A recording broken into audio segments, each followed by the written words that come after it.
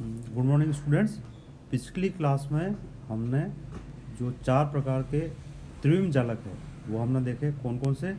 सरल घनी जालक, अंतः केंद्रित घनी जालक, फलक केंद्रित घनी जालक और बेस केंद्रित घनी जालक।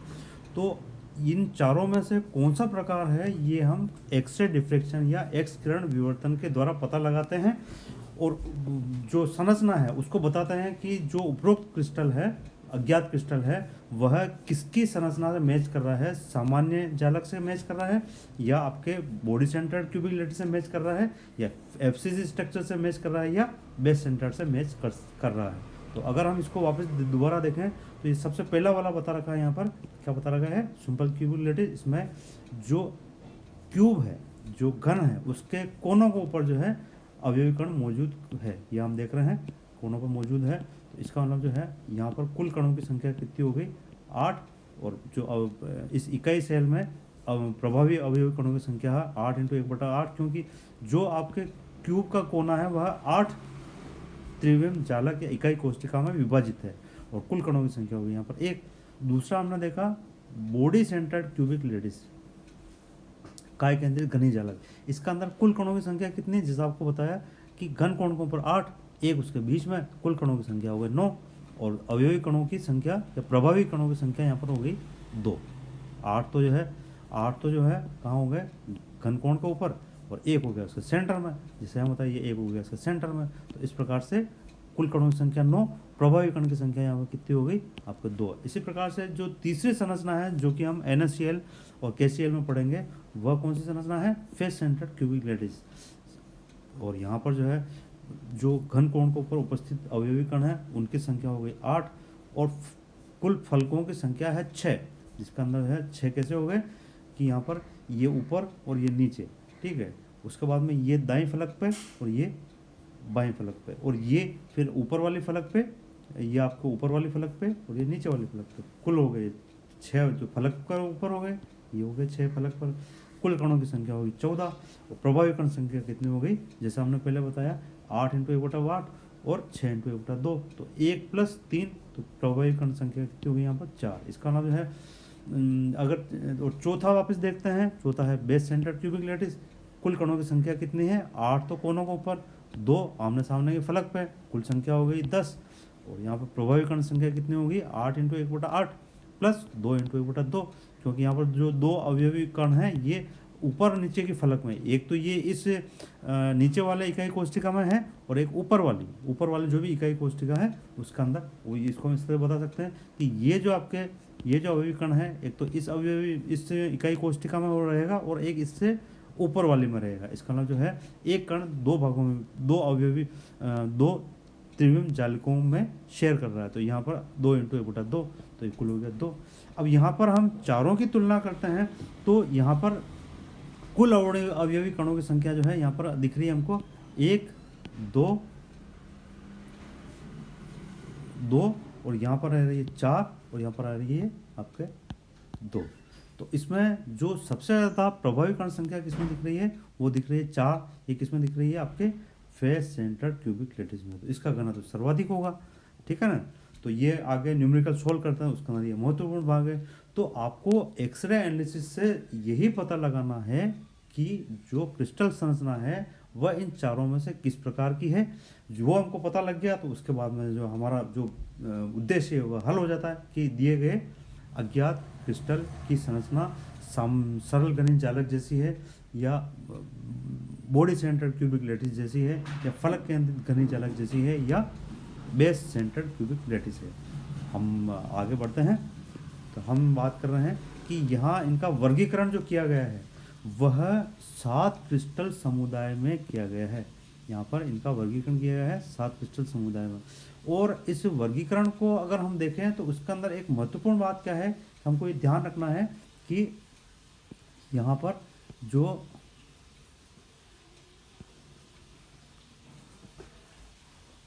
अक्ष जो है वो काम में लिया जाता है। जो आपके 3 अक्ष हो गए, यहाँ पर 3 अक्ष यहाँ पर हो गए, ये आपके एक्स एक्सिस, ये आपके वाई एक्सिस, ये आपके जो है ये एक्स एक्सिस, ये आपके वाई एक्सिस, और ये जेड एक्सिस।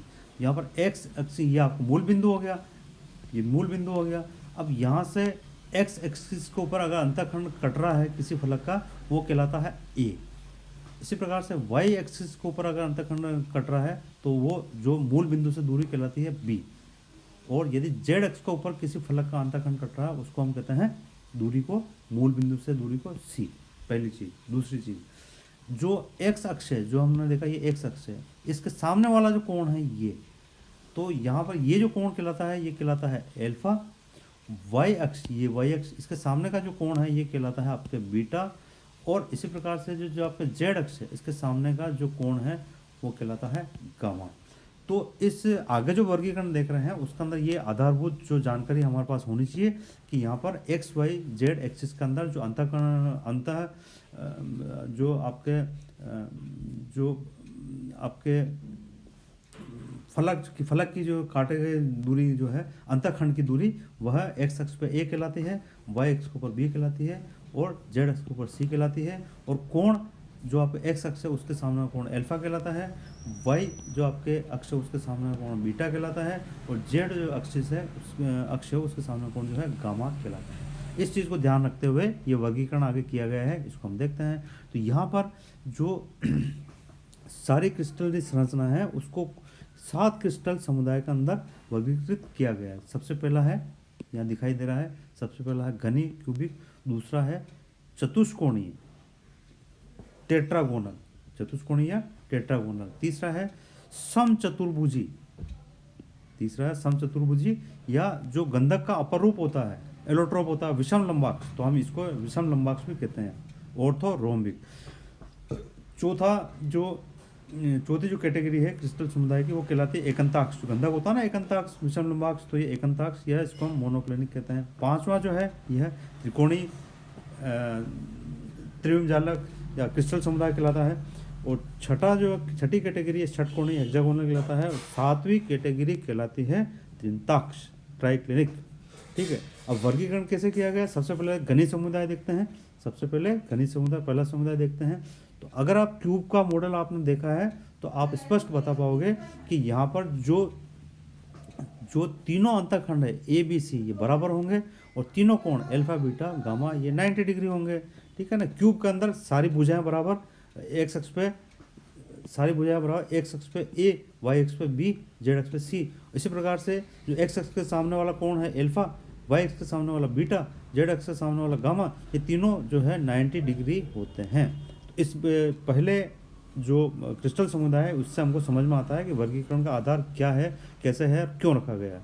ठीक है, और इस वर्गीकरण में घनी समुदाय को हम बिंदु समूह के द्वारा भी दर्शा सकते हैं। यहाँ पर बिंदु समूह का मतलब क्या है कि उसके अंदर जो हमने सममिति तत्वों की गणना की थी वह सममिति तत्वों की संख्या कितनी है, और यदि 2 प्रकार के क्रिस्टल में इन बिंदु समूह की या सममिति तत्वों की संख्या यदि समान होती है उसको हम एक ही बिंदु समूह का मानते हैं। जैसे हमने जो सरल घनी जालक के अंदर जब बिंदु समूह की गणना की थी, बिंदु समूह का मतलब जो है हम यहाँ कहना चाह रहे हैं कि जो सममिति तत्वों की संख्या की हमने गणना की थी, कौन कौन से आपके जो है सममिति तत्व, सममिति अक्ष, सममिति तल, सममिति केंद्र, इसकी कुल संख्या हमने गणना की थी, वो कितनी आई थी? 23।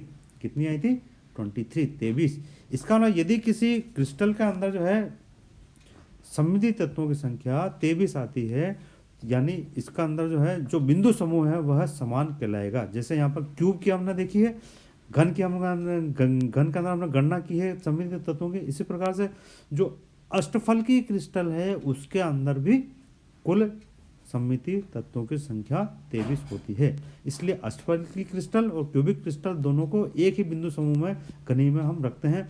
और यहाँ पर जैसा हमने बताया कि एक तो क्यूबिक स्ट्रक्चर, एक जो है ऑक्टाहेड्रल अष्टफल की संरचना, तो 2 तो हमने देखी, इस प्रकार 3 और होती है। कुल 5 प्रकार के क्रिस्टल होते हैं जिसको हम घनीय श्रेणी में रखते हैं, क्यूबिक फैमिली रखते हैं, और जिसके अंदर जो बिंदु समूह है, हाँ, यानी यहाँ सममिति तत्वों की संख्या 23 होती है।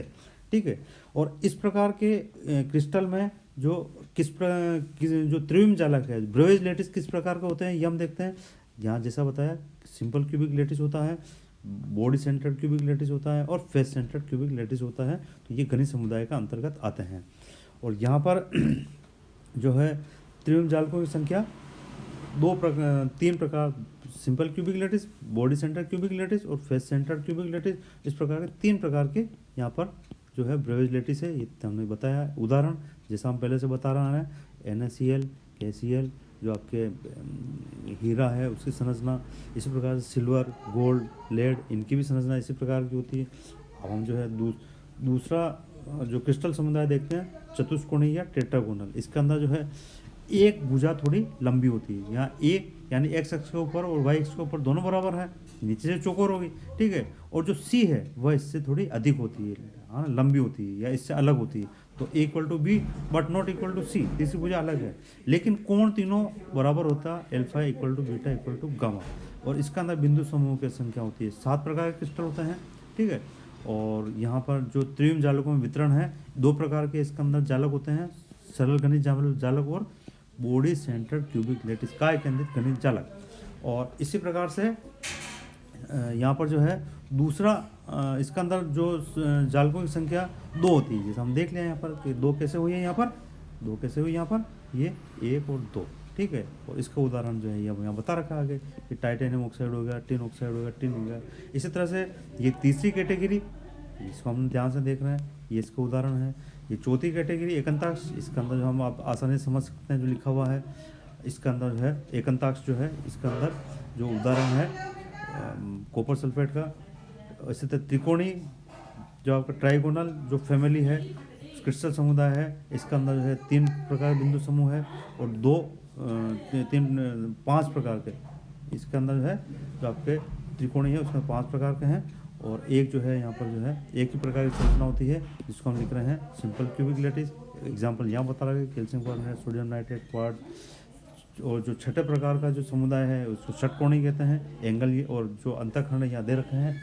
और इसमें 7 प्रकार के क्रिस्टल होते हैं। और यहाँ पर इसका अंदर किस प्रकार की जो ब्रेवेज लैटिस होते हैं, यहाँ पर होता है केवल बेस सेंटर क्यूबिक लैटिस, एक ही प्रकार का लैटिस होता है, यहाँ दिखा रखा है। और स्ट्रक्चर कौन सी होती है, जिंक, कैडमियम, आइस, ग्रेफाइट, इन सबकी संरचना षटकोणीय जालक की होती है। और इनके बारे में डिटेल स्टडी हम लोग जो है अकार्बनिक रसायन, जो आपका फर्स्ट पेपर है उसके अंदर भी कर रहे हैं, उसके अंदर भी एक चैप्टर है, उसके अंदर हम इसको देखते हैं। लास्ट कैटेगरी, 7वीं कैटेगरी, जिसको हम त्रिंताक्ष कह रहे हैं, ट्राइक्लिनिक, इसके अंदर सब कुछ जो है गड़बड़ होता है। कि यहाँ पर सब कुछ गड़बड़ का मतलब क्या, जैसा हम देख रहे हैं कि सारे जो अंतःखंड अलग अलग है, कोई बराबर नहीं है, सारे जो कोण हैं सब अलग अलग हैं। और इसके अंदर 2 प्रकार के बिंदु समूह है, यहाँ हमने बता रखा 2 प्रकार के बिंदु समूह है। इसके अंदर केवल एक ही प्रकार का जो त्रिविम जालक है वह है सिंपल क्यूबिक लैटिस, ठीक है।